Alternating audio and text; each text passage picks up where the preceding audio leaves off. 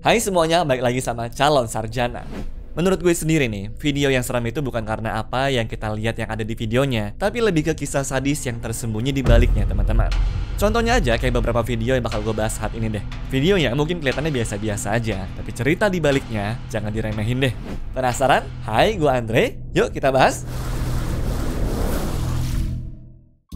Nomor 5. Lisa Mary Hyder dan Gregory Scott. Guys, coba bayangin skenario ini. Lu lagi santai di halaman rumah nih, terus tiba-tiba tetangga sebelah nyamperin, nyapa ramah, terus mau pinjam cangkul atau alat perkakas gitu. Obrolan biasa banget kan? Tapi gimana kalau dia nambahin kayak begini? Mau gua pakai nih buat ngubur sesuatu? Lu bakal ngapain tuh kira-kira? Nah, obrolan persis kayak begini beneran terjadi pada tanggal 8 Juni 2014 dan jadi awal terungkapnya salah satu kasus pembunuhan paling gila dan juga paling sadis. Kita mundur sedikit deh ke 2 hari sebelumnya. Ada seorang perempuan bernama Lisa Mary Hyder. Hidupnya lagi berat banget, baru cerai, terus divonis kena kanker lagi. Nah, karena stres, dia mulailah lari ke alkohol. Hari itu, dia lagi di kota Coffeetown, Tennessee itu teman-teman, buat nengok anak-anaknya kalau nggak salah. Nah, waktu mau pulang ke tempat temannya, dia nggak ada tumpangan. Sambil mikir nih, dia mampirlah tuh ke toko minuman keras. Di sanalah dia ketemu sama seorang pria bernama Gregory Scott.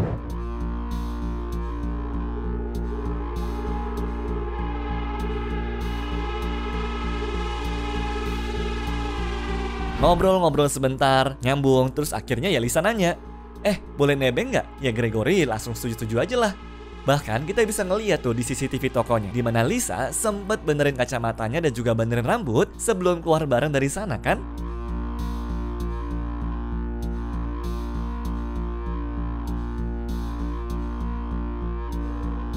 Sayangnya tapi nih, Lisa nggak beneran dianterin ke rumah temennya, tapi dibawa ke rumah si Gregory. Dan footage itu adalah rekaman terakhir kali dia terlihat hidup. Apa yang Lisa nggak tahu, Gregory ini ternyata punya fantasi yang sangat gelap dan sudah dia rencanakan jauh-jauh hari sebelumnya. Makanya di tengah jalan, Gregory beloklah tuh ke rute yang aneh. Dia bilang sih itu jalan pintas, tapi nyatanya dia bawa Lisa ke rumahnya. Begitu sampai, Gregory langsung nyerang lah tuh si Lisa sampai meninggal. Tapi ceritanya nggak berhenti di situ ya, malah jadi jauh lebih parah. Gregory mulai ngelakuin fantasi-fantasi liarnya pada jasad Lisa. Hal-hal yang saking ngerinya, gue bahkan nggak bisa jelasin di sini teman-teman. Cukup bayangin hal paling biadab yang bisa dilakuin ke tubuh manusia. Setelah itu, dia ke dapur, ngambil pisau, dan mulai motong-motong bagian tubuh Lisa untuk dia masak. Sisanya dia simpen tuh di ember-ember yang dia sembunyi di rumahnya. Nah, selama 2 hari ke depan, dia pelan-pelan mulai tuh menghabiskan isi ember-ember itu. Dan kalian inget gak tadi gue ngomong kalau Gregory ngomong sesuatu ke tetangganya? Nah, jadi saat itu sebenarnya dia ngasih tahu ke tetangganya tuh sedang butuh ekskavator buat ngilangin barang bukti. Jason yang dengar itu auto merinding lah dan langsung masuk rumah buat nelfon polisi. Nah, saat polisi datang, Gregory langsung ngakuin semuanya. Dia ceritain lah dengan detail semua perbuatan kejinya. Gregory bahkan coba nyalain Lisa tuh dengan bilang kalau Lisa lah yang ngajak ke rumahnya dan dia tidak sengaja membunuhnya. Lalu tahu bagian paling bikin mualnya apa? Pas ditanya, dia dengan santainya bilang kalau rasa dagingnya gak jauh beda sama steak biasa. Sakit sih ini orang. Dan karena kejadian ini, Gregory dihukum penjara seumur hidup tanpa ada kemungkinan bebas. Nomor 4. Timothy Pitzer. Berikutnya ada kisah dari seorang anak berusia 6 tahun bernama Timothy Pitzer. Dia dinyatakan menghilang setelah dijemput oleh ibunya di sekolah. Bahkan sampai sekarang dirinya tuh belum berhasil ditemukan ya. Buat tahu ceritanya kita harus mundur dulu ke tanggal 11 Mei tahun 2011 ya. Jadi waktu itu sekitar pukul 9 pagi, ibunya yang bernama Amy tiba-tiba datang ke sekolah dan bilang ke gurunya kalau mau jemput Timothy karena ada keadaan darurat. Karena ibunya sendiri yang jemput, ya pihak sekolah percaya-percaya aja dong. Bahkan ada nih rekaman kamera CCTV di mana momennya ibunya ini nih dan juga anaknya pergi meninggalkan sekolahnya.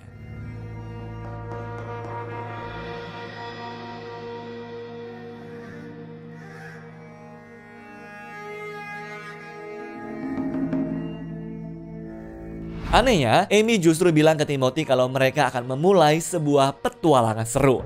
Selama 3 hari berikutnya mereka bener jalan-jalan teman-teman. Mereka pergi ke kebun binatang, taman hiburan, dan juga kolam renang.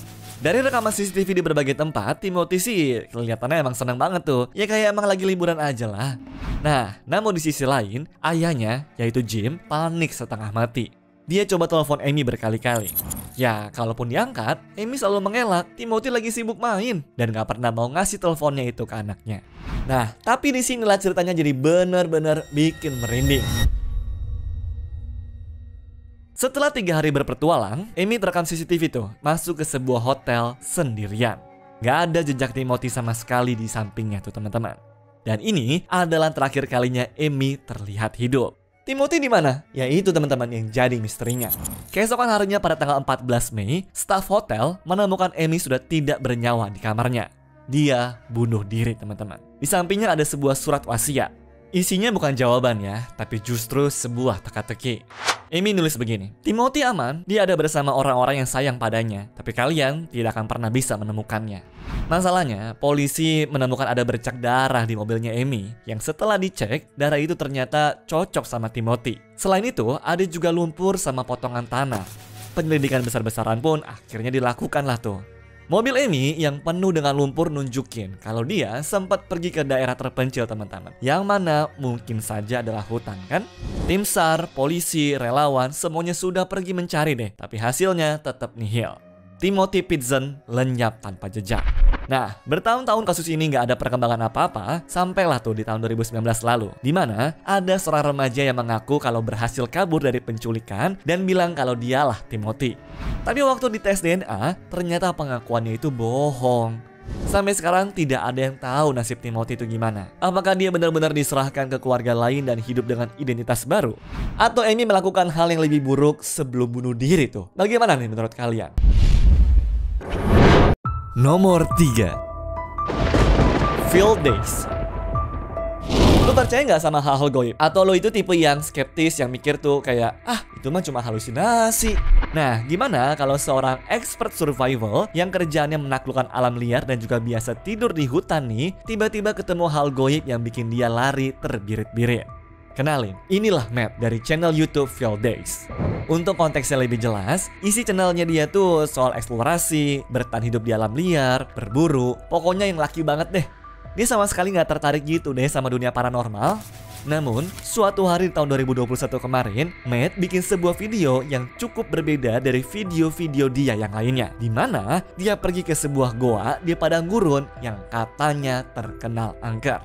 Tujuannya justru buat ngebuktiin kalau di goa itu nggak ada apa-apa. Dia pokoknya pengen nunjukin kalau semua itu cuma mitos doang. Bekalnya pun ini banget teman-teman. Cuma lampu, kamera, dan makanan kaleng doang.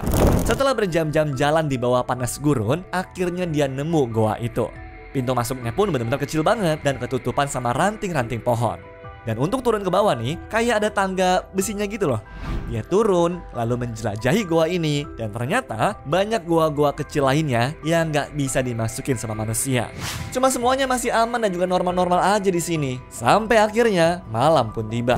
Waktu dia lagi istirahat dan juga mau buka kaleng kacangnya nih, tiba-tiba It's beautiful. Baked beans in a haunted cave. Oh my fucking god. That was the sound. dia ngedenger suara tangga besi yang tadi dia pakai turun bergerak sendiri. Matt langsung tegang lah saat itu. Dia ngejelasin di kamera kalau tangga itu tuh berat banget, rantainya tebel, serta nggak mungkin bisa bergerak sendiri deh kalau kena angin. Satu-satunya kemungkinan ya ada orang lain yang turun ke sana juga. The chain's moving when I climb down the ladder.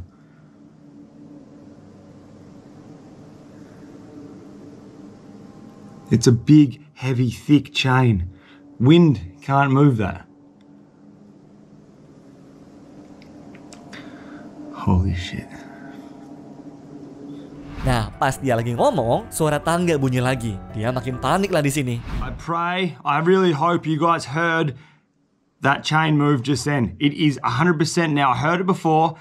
I'm 100% certain it's the chain that I walked in, that you climbed down into this cave on. It's moving. Now, you can't move that chain with wind. It's way too heavy. There is no wind coming in here. There's no wind even for... Holy shit.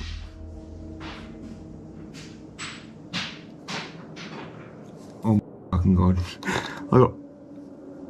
You must have heard that just then. Gak lama, dia dengar suara-suara aneh lain dari dalam goa. Udahlah, abis itu dia auto gak tahan lagi teman-teman. Matt yang tadinya so berani langsung lari balik ke arah tangga tuh. Dia nunjukin ke kamera kalau buat menggerakkan tangga ini butuh tenaga. I'm at the ladder. So this is the ladder that was making the sounds. Now you're trying to tell me that this big ladder, something has to move this. And it has to move it because a rock fell and rolled all the way down here somewhere. So something was moving this chain 3 times in a row. I got no idea what it could have been. Can't be the bats. So these bats are active. They're everywhere, but they're too small. Dan sebelum cabut, dia sempetin lah tuh ngecek lagi ke seluruh goa buat mastiin gak ada orang iseng di sana. Hasilnya nihil teman-teman. Dia sendirian. Tapi bagian paling bikin merindingnya, dia ceritain tuh di akhir video. Selama di dalam goa, dia ngaku dengar suara orang lain. Suara yang dingin dan bikin bulu kuduk berdiri. There's the cave we just spent the night in.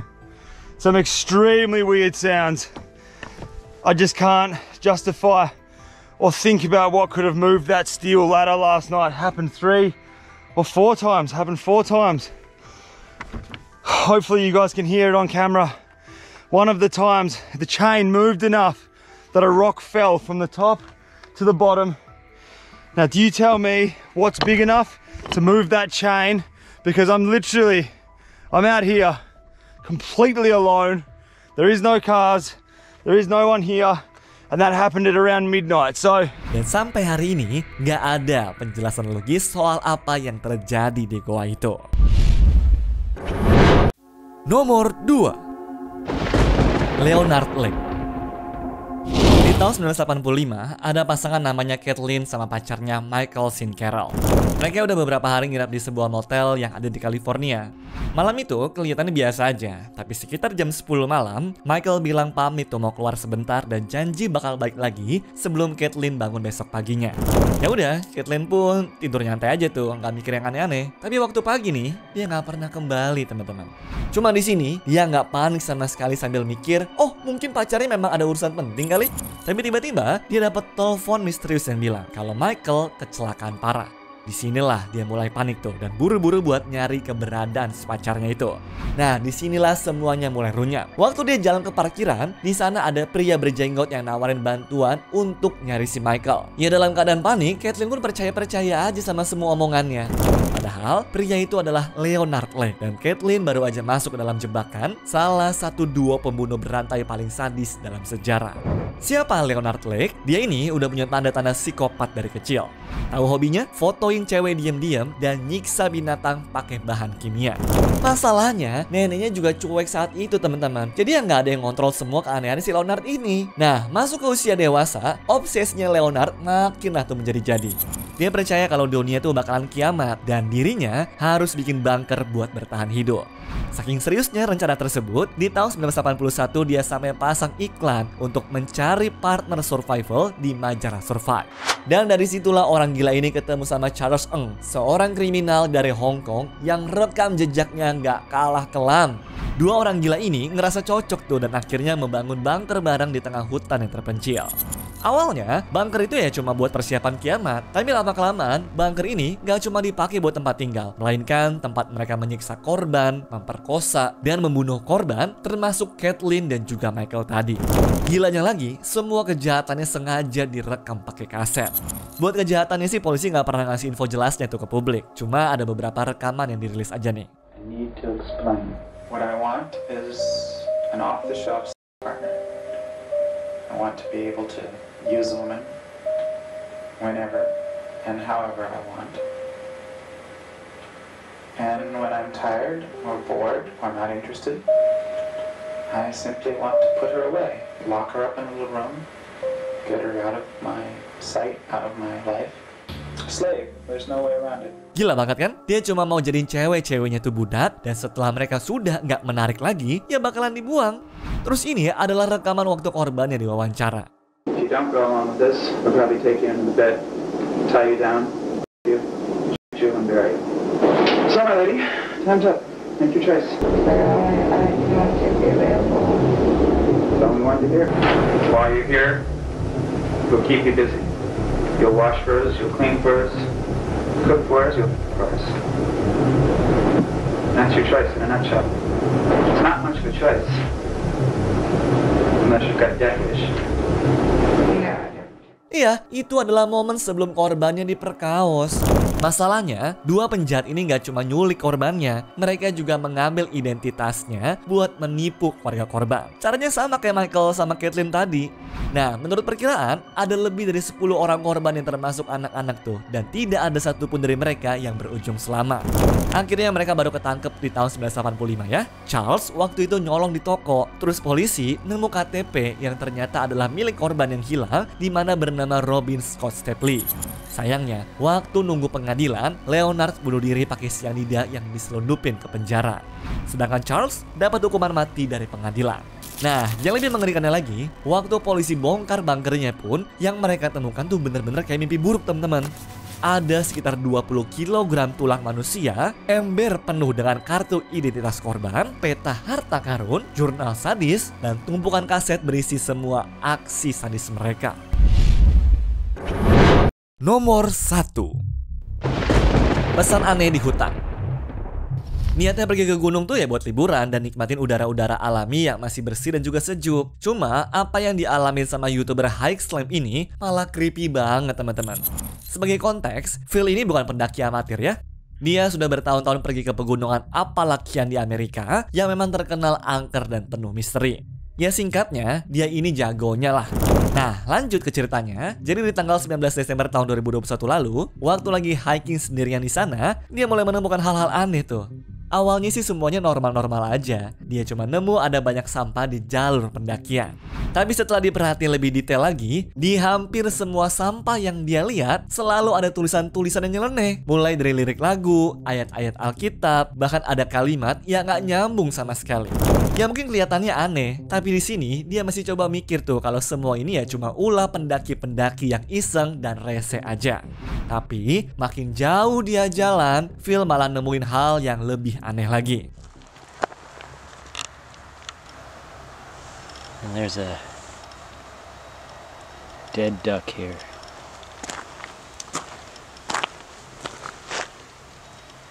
A very long note.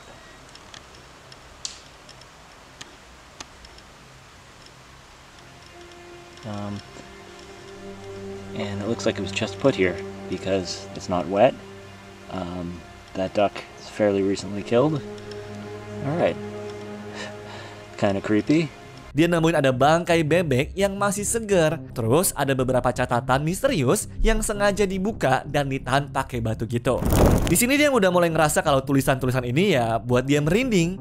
Nah, gak jauh dari tempat dia berdiri, Phil juga nemuin kayak ada pendopo yang sudah kosong gitu. Di sana dia nemu ada buku catatan pendakian bekas orang. Dan waktu dia buka halaman terakhirnya, tulisannya persis kayak tulisan yang dia temuin di sepanjang jalan. Isinya cerita-cerita aneh yang gak masuk di akal, teman-teman. Bahkan penulisnya bilang kalau pernah di penjara, ngalamin wahyu waktu dimasukin ke sel isolasi. Terus dari situ dia ngomongin tentang teori konspirasi aneh juga. Di sini Phil sadar kalau dia tuh lagi diikutin sama orang yang gak stabil secara mental.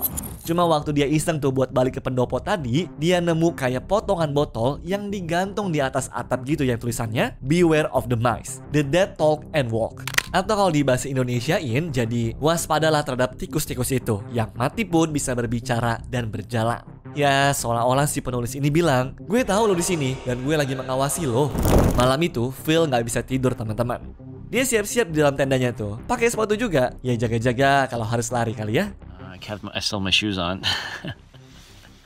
I guess in case I have to run. Dan bener aja, beberapa jam kemudian dia mendengar ada suara orang di dekat pondoknya. Okay, I'm out on the trail. It's the middle of the night. I was down in my tent, not asleep, kind of just like lying there staring at the tent walls, listening to all the sounds, and then I heard somebody down by the shelter. So at first I had to convince myself it wasn't what I thought I heard, but it definitely was somebody down there. So I didn't even wait to see or go down to see who it was, see if it was like a bunch of teenage girls or something. I don't know. I was just like, I am getting out of here. So I packed up all my stuff and I packed it up very quickly. I don't think I left anything behind, and I just walked past. As I walked past, I did look. It did look like a single guy hanging out in the shelter. He had a headlamp on. All I could really see was the light from the headlamp, so I could have been wrong. Dia ngintip dikit nih dan ngeliat ada sosok satu orang pakai lampu kepala gitu. Gak pakai pikir dua kali, Phil langsung cabut. Dia ambil barang-barangnya dan lari sekenceng-kencengnya meskipun gelap. Ya, seorang expert kayak Phil harusnya gak akan lari dari suara ranting patah dong ya. Kalau dia sampai kabur di tengah malam, berarti bahayanya nyata teman-teman. Dan sampai sekarang, gak ada yang tahu siapa orang misterius di gunung itu. Apa dia cuma orang aneh yang gak berbahaya? Atau Phil baru aja lolos dari sesuatu yang jauh lebih mengerikan? Anyways, cukup sampai di sini ya guys video hari ini. Sampai jumpa di video selanjutnya. Dah.